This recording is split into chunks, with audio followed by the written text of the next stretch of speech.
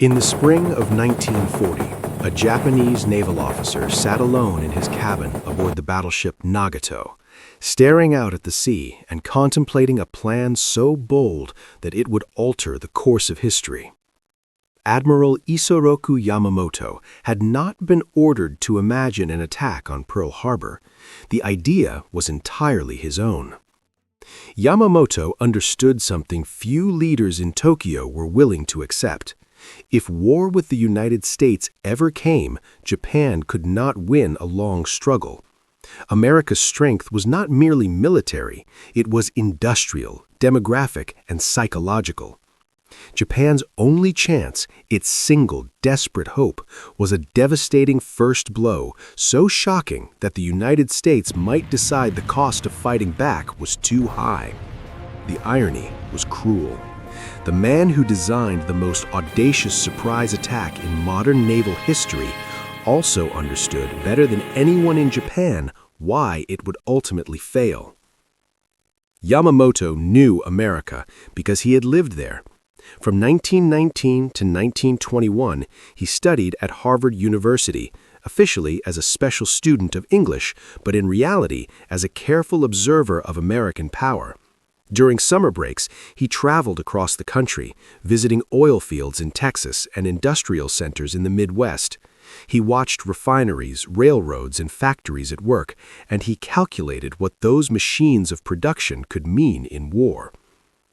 His classmates remembered him as serious but imaginative, intensely curious rather than rigid. When they introduced him to poker, Yamamoto became obsessed. He stayed up entire nights mastering the game, studying probability, bluffing, and the psychology of opponents. Poker taught him something critical about Americans.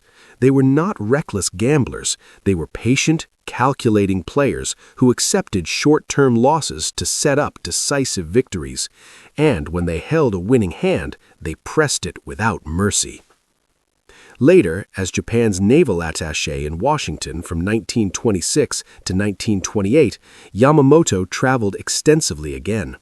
He toured automobile plants in Detroit, watched assembly lines produce vehicles at staggering speed, and visited steel mills and oil refineries. He measured output, counted tonnage, and drew conclusions that terrified him. Anyone who had seen America's industrial heartland, he later said, knew that Japan could not compete with the United States in a prolonged war. Yet Yamamoto played poker with American naval officers and often beat them. This gave him confidence, but not arrogance. He never confused card table skill with national character. While many Japanese officers dismissed Americans as soft and decadent, Yamamoto knew better. He understood that America was not weak, it was restrained, and once awakened, it would fight with relentless determination. When Prime Minister Fumimaro Konoe asked Yamamoto about the prospects of war with the United States, Yamamoto answered honestly. If ordered to fight, he said, he could run wild for 6 months, winning victory after victory. But if the war lasted longer than that, he had no expectation of success. 6 months was all Japan had. Almost exactly 6 months after Pearl Harbor, the Battle of Midway shattered Japanese naval power. Yamamoto's prophecy proved terrifyingly accurate. Japan attacked anyway. The decision grew from decades of strategic arrogance and cultural contempt.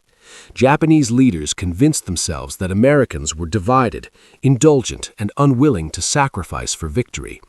This belief did not come from evidence, it came from wishful thinking. Its roots stretched back to 1904, when Japan launched a surprise attack on the Russian fleet at Port Arthur, beginning the Russo-Japanese War. The parallels to Pearl Harbor was striking, a sudden strike without formal declaration, an enemy fleet caught unprepared, and a decisive early advantage. Japan defeated Russia in battle after battle, culminating in Admiral Togo Heihachiro's annihilation of the Russian Baltic Fleet at the Battle of Tsushima in 1905. Russia's fleet had sailed more than 18,000 nautical miles, arriving exhausted and demoralized. Togo crossed the Russian T, unleashing devastating firepower. Russia lost virtually its entire fleet. Japan lost almost nothing. Japanese planners drew the wrong lesson. They believed surprise attacks against superior powers could force negotiation rather than prolonged war. What they ignored was that Russia was politically unstable, logistically crippled, and fighting far from home. America was none of those things. By the 1930s, Japanese militarists viewed Western democracies with open contempt. Italy invaded Ethiopia. Germany absorbed Austria and reoccupied the Rhineland. Japan seized Manchuria and plunged into war with China. The West protested, sanctioned, and condemned, but did not fight. To Japanese leaders, this looked like weakness. They concluded that democratic societies lacked the spiritual strength for sustained war. Americans, they believed, loved comfort too much to endure sacrifice. Racial arrogance reinforced this illusion. Military assessments described Americans as shallow, decadent, and incapable of prolonged struggle. Yamamoto warned repeatedly that this was a fatal mistake. He told audiences that Americans would respond to attack with fury and resolve. No one listened. In July 1941, President Franklin Roosevelt froze Japanese assets in the United States after Japan occupied French Indochina. Britain and the Netherlands followed suit. The effect was devastating. Japan lost access to nearly 90% of its imported oil. Now, Japan faced an impossible choice: withdraw from China and abandon imperial ambitions, or seize the oil fields of Southeast Asia by force. For the militarists in Tokyo, retreat was unthinkable. War became inevitable. Yamamoto understood what true victory against America would require. In a private letter, he wrote that it would not be enough to take Hawaii or even the West Coast.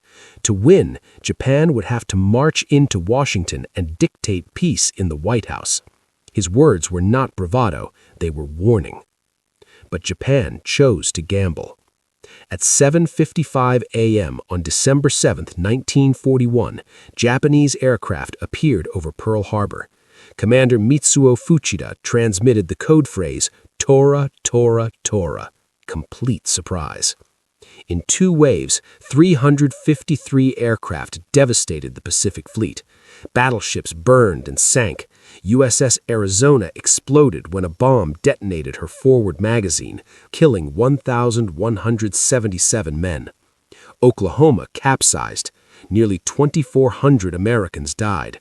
But the carriers were not there, and the fuel tanks, dry docks, and repair facilities remained intact. Admiral Chuchi Nagumo withdrew without launching a third strike.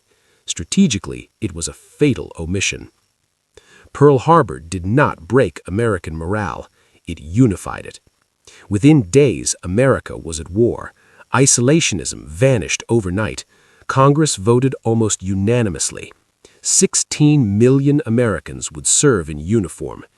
4 months later, American bombers struck Tokyo itself in the Doolittle raid. The damage was minor, but the message was enormous. Japan was vulnerable. Yamamoto understood what it meant. America was coming, and it would not stop. In June 1942, at Midway, Japanese ambition collided with American intelligence and industrial momentum. 4 Japanese carriers were destroyed in minutes. Japan lost its elite pilots and its offensive power. From that moment forward, the turn turned. Guadalcanal proved Americans could fight and win on land. Industrial production exploded. American factories produced planes, ships, and tanks in numbers Japan could never match.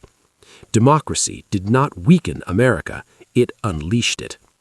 On April 18, 1943, American fighters shot down Yamamoto's plane. He died holding his ceremonial sword, the man who had predicted it all. 2 years later, Japan surrendered aboard the battleship Missouri in Tokyo Bay. The miscalculation that began at Pearl Harbor ended an empire. This is not just a story of war. It is a warning. Underestimating an adversary, mistaking restraint for weakness, and allowing arrogance to replace understanding can destroy nations. Yamamoto understood America. His nation did not, and the cost was measured in millions of lives.